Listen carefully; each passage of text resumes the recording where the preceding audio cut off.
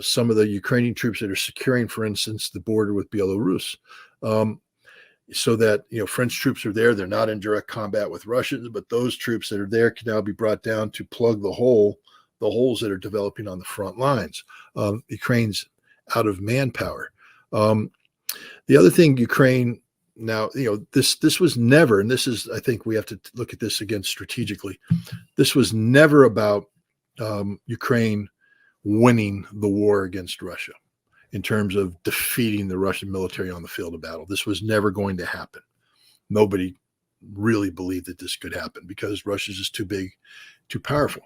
But what they were hoping could happen is that Ukraine could inflict so much damage on the Russians, so much loss, that Russia was compelled to mobilize, compelled to radically change defense industry to respond, and in doing so, create domestic unrest, political unrest, which, when linked to the ever hopeful West on sanctioning the Russian economy into oblivion. So if you have economic collapse combined with social distress, the strategic objective has always been to achieve the Moscow Maidan moment, a moment when the citizens of Russia would gather together, as what happened in Maidan in 2014, to overthrow the president. And so that's Ukraine's hope, is that, basically their job isn't to win right now, it's to survive long enough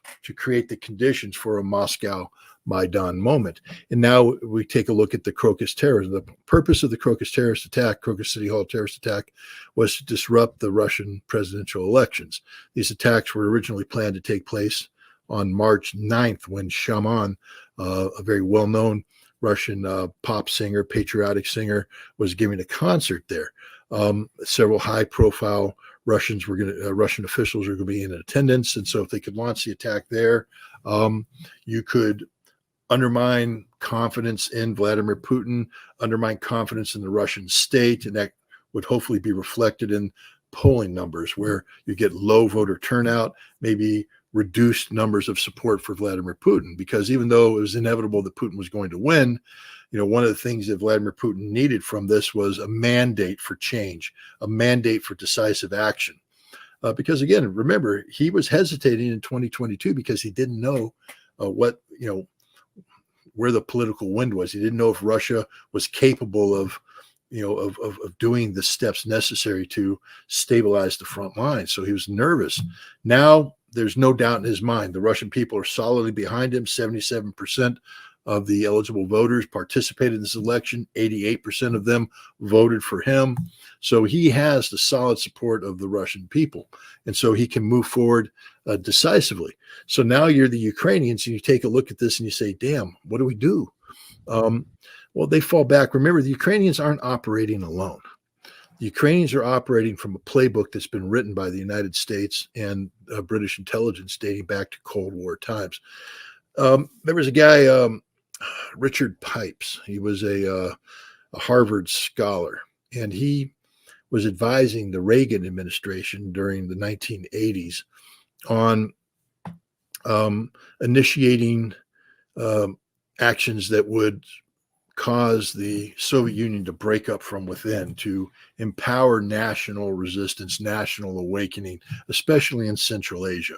It was linked to a policy that began with Zbigniew Brzezinski, national security advisor to Jimmy Carter. I mean, a lot of people may not be familiar with this, but he got the Carter administration to support Islamic fundamentalists in Afghanistan for the purpose of triggering a Soviet response to create the conditions for what he called a Soviet Vietnam in Afghanistan.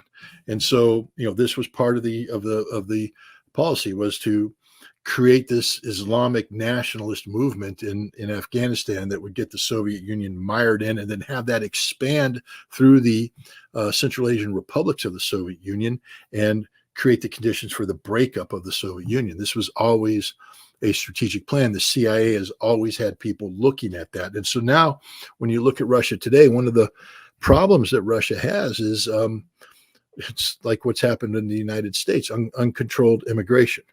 Russia makes extensive use of Central Asian workers in their construction industry. They use Central Asians, and they're sort of like the Latinos of for America. You know how when you check into a hotel anywhere you are in America, the 8 out of 10 times the people that are turning down your bed, making your bed, doing the sort of hidden people that make hotels clean and function are Latinos, and many of them probably don't have appropriate documentation.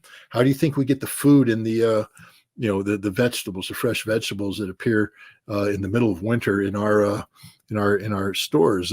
They're picked by literal armies of Latino migrant workers. Again, many of them undocumented. Virtual slave labor, the way they're treated and abused throughout America. Russia has a similar problem. A big Central Asian community that, when they come into cities like Moscow and St. Petersburg, aren't seeking to integrate into Russian society, but rather they remain segregated in their own little communities. And so one of the strategies that the CIA has had, and again, we'll talk about this from the perspective of an intelligence officer. When I was doing the UN weapons inspections in Iraq, I worked very closely with foreign intelligence services, including the Israelis, including the CIA, including MI6. All three of them made use of Kurdish population in Baghdad.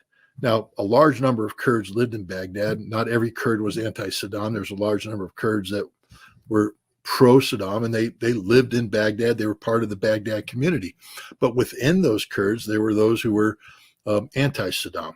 And these are the guys that are the taxi drivers. These are the hotel operators. These are the restaurant owners. These are the guys that provide a safe haven for anti-Saddam sentiment. And so I know, for instance, the Israelis had a giant ring, intelligence ring, agent ring, that operated based upon the taxis. And I was in a position where I didn't know exactly who they were, but I was able to read the dossiers of them, what access they had, and I could submit questions to them that they would then answer and come back about, where a certain site was, where people were, all related to, W&D activity. But there was this Kurdish element that was exploited by U.S. intelligence, by Israeli intelligence, by British intelligence. The British had the same thing.